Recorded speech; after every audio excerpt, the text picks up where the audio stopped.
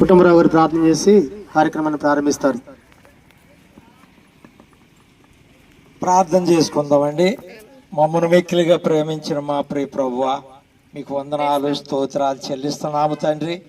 ఇదిగో నాయన, ఒక టీముగా మీ దాసులు రాజ్పాల్ గారు ఆధ్వర్యంలో ప్రభువా వచ్చిన మీ సేవకులను బట్టి వందనాలు. ఉదయకాలంలో బయలుదేరి ఓ గ్రామం బర్కెట్ నగరాన్ని పూర్తి చేసుకుని ప్రభువా మళ్ళీ రెండో గ్రామానికి మంగదేపేటకి మీరు నడిపించారు.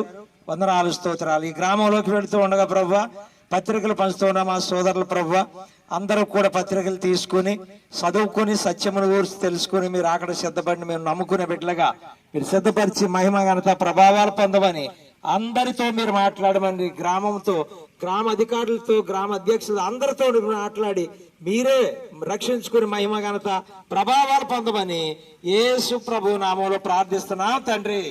ఆమేన్.